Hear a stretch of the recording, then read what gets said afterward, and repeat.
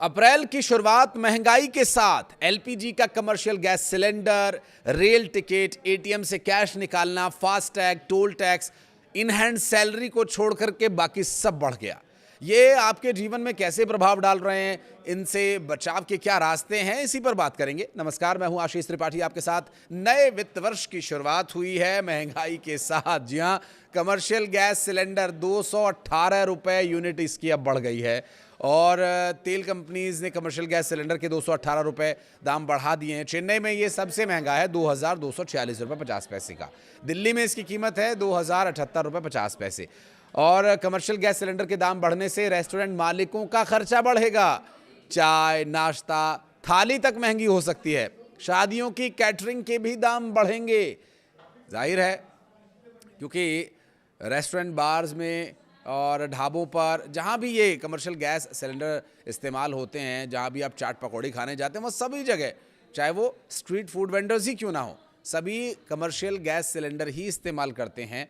देखिए, जो युद्ध की परिस्थितियाँ थीं उनसे काफ़ी हद तक तो हम बचे हुए हैं, लेकिन कहीं ना कहीं थोड़ा बहुत ही सही, लेकिन असर तो पड़ेगा।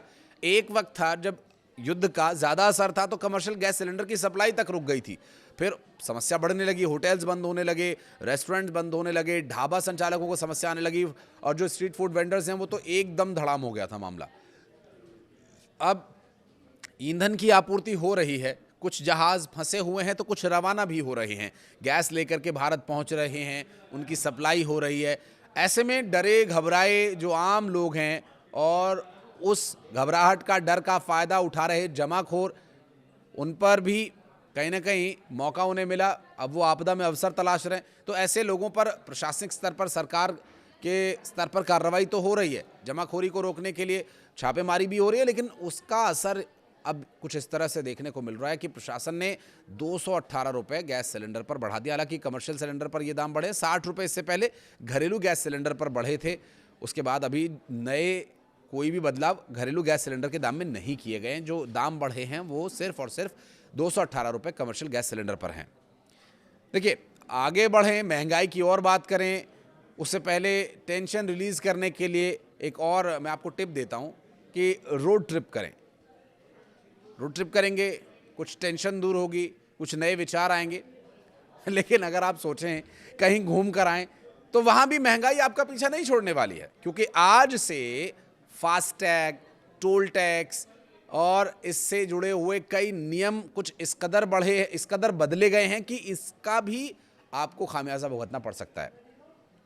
क्योंकि कुल मिलाकर के ऐसे 15 बदलाव हुए हैं इस वित्त वर्ष की शुरुआत में जो आपकी जेब पर भारी पड़ रहे हैं। फास्टैग एनुअल पास में आज से फास्टैग का रिन्यू कराना आपके वॉलेट पर 2.5% यानी लगभग 2.5% अतिरिक्त खर्चा लेकर आया है और 2.5% आपको ज़्यादा रुपए देने होंगे। अगर उदाहरण के तौर पर देखें तो अगर जो 3,000 रुपये का फास्टैग है, अगर हम उसे मान लें वो 100 रुपये का है, अगर आप उसको 100 रुपये देने हैं तो आपको उसके 2.5 रुपये एक्स्ट्रा देने होंगे।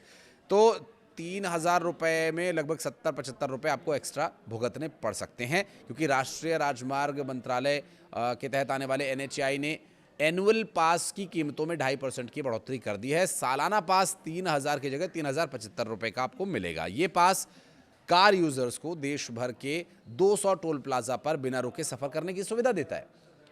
टोल पर अब नो कैश पॉलिसी भी लागू कर दी गई है। किसी भी वजह से अगर आपके फास्टैग में रिचार्ज नहीं है और आपके UPI भी किसी वजह से नहीं चल रहा या अकाउंट में पैसे नहीं, आपके पास कैश है, तो कैश आपका लिया ही नहीं जाएगा। अब तक 31 मार्च 2026 तक कैश 2 गुना लिया जाता था, यानी 60 रुपये का अगर टोल है तो 120 रुपये चुकाने पड़ते थे।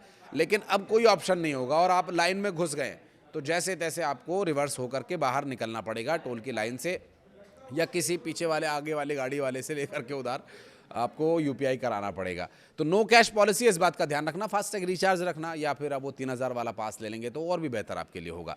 टोल टैक्स का पेमेंट केवल फास्टैग और UPI जैसे डिजिटल माध्यमों से ही होगा, इस बात का आप अच्छे से ध्यान कर लें, क्योंकि अगर फास्टैग नहीं है, बैलेंस नहीं है, UPI से टोल का ऑप्शन आपके पास होगा, अगर वो भी नहीं होगा तो जाम में आप फंस जाएंगे। पीछे वाले आपको फिर हॉर्न बजा बजा करके मन ही मन क्या क्या शब्द बोलेंगे। आगे बढ़ते हैं। कैश की बात करें तो कैश बिल्कुल विकल्प से गायब कर दिया गया। हालांकि अगर आप घूमने जा रहे हैं, आप सोचें कि टोल टैक्स बढ़ गया है तो चलिए ट्रेन से जाने का प्लान कर लेते हैं। आप ट्रेन से जाने का प्लान कर भी लेते हैं, आपकी पैकिंग हो गई, आपको पता चला कि इस बार तो इस महीने खर्चा बहुत ज़्यादा हो गया, चलिए घूमने का प्लान किसी और महीने बनाएंगे, इस वक्त अब इसे कैंसिल कर देते हैं। और अगर आपने ट्रेन की हुई टिकट कैंसिल करने की कोशिश की तो वहाँ भी आपको चूना लगेगा, वहाँ भी आपको ज़्यादा पैसे खर्च करने होंगे, क्योंकि महंगाई यहाँ भी पीछा नहीं छोड़ रही है। आप टिकट कैंसिल करेंगे तो मोटी कीमत आपको चुकानी पड़ेगी। अब वो कैसे, थोड़ा सा मैं इसको आपको और तथ्यों के साथ समझा देता हूँ, जिससे कि आपके लिए थोड़ी सी आसानी हो जाए। क्योंकि कैंसिलेशन चार्ज, रिफंड चार्ज जो है वो बदलाव कर दिया गया। अगर आपने अपनी टिकट 48 से लेकर के 72 घंटे अपनी यात्रा से पहले कैंसिल की है तो इसमें अलग नियम है। इसमें सरचार्ज हटेगा और मैक्सिमम रिफंड होगा, यानी लगभग 75 से लेकर 80% तक आपका रुपया वापस आ जाएगा। अगर 100 रुपये का टिकट है तो 80-75 रुपये आपको वापस मिल जाएंगे। जबकि अगर 48 घंटे से कम और 12 घंटे से ज़्यादा के समय अवधि के बीच आपने टिकट कैंसिल किया है तो इसमें आपका किराया 25% कटेगा और स्टैंडर्ड रिफंड होगा, यानी लगभग अगर 100 रुपये का टिकट है तो 50 रुपये ही आपको मिलेंगे। और इसके अलावा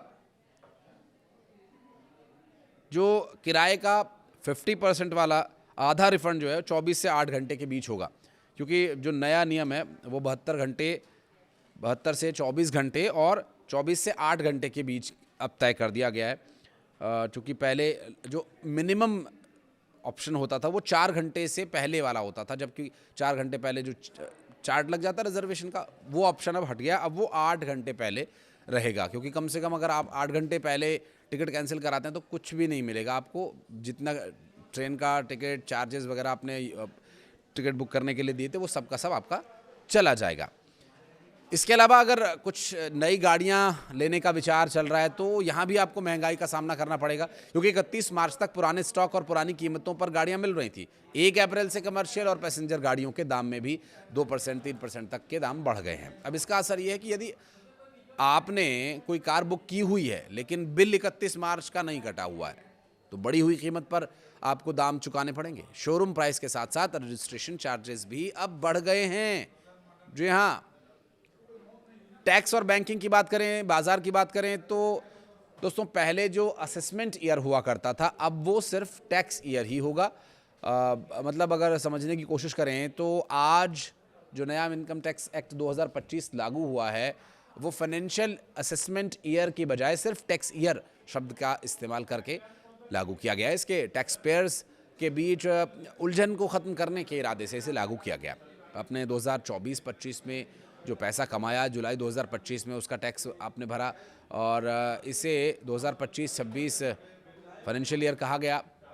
एक ही कमाई के लिए 2 अलग अलग सालों के नाम सुनकर लोग कंफ्यूज हो जाया करते थे। साल 2025 में सरकार ने एक नई रिजीम टैक्स स्लैब में बदलाव किया था, ये 1 अप्रैल 2025 से लागू हो गया है। इस साल जो बदलाव है उसके साथ रिटर्न फाइल आप कर पाएंगे और सैलरीड पर्सन की सेक्शन 87A के तहत 12.75 लाख रुपए तक की इनकम टैक्स फ्री है। अन्य लोग 12 लाख तक की इनकम टैक्स पर छूट पा सकते हैं। एनुअल अगर आपके कमाई 12 लाख तक है तो महंगाई सभी के लिए बढ़ी है, लेकिन राहत टैक्स में सिर्फ 12 लाख तक सालाना कमाई करने वालों को ही मिलेगी, क्योंकि 12 लाख एनुअल इनकम वालों को 0 टैक्स देना होगा।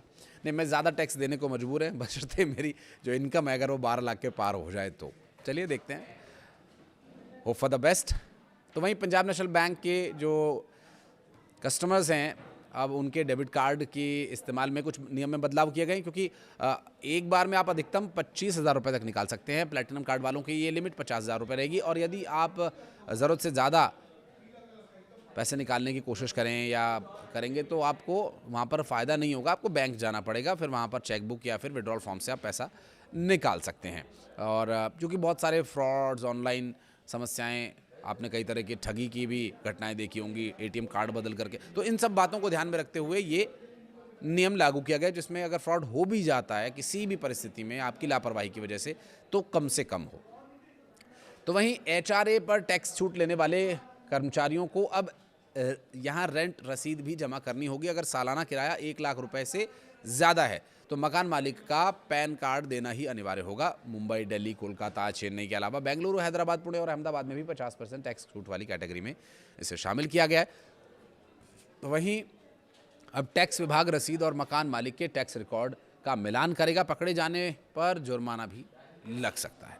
तो बच्चे, ये नियम आपको अच्छे से बता दिए। अगर आप कुछ भूल रहे तो इस वीडियो को रिवाइंड करके शुरू से देखिए। इंटरेस्टिंग तरीके से बताने की कोशिश की है, बोर नहीं होंगे आप। वीडियो को यहाँ तक देखने के लिए धन्यवाद।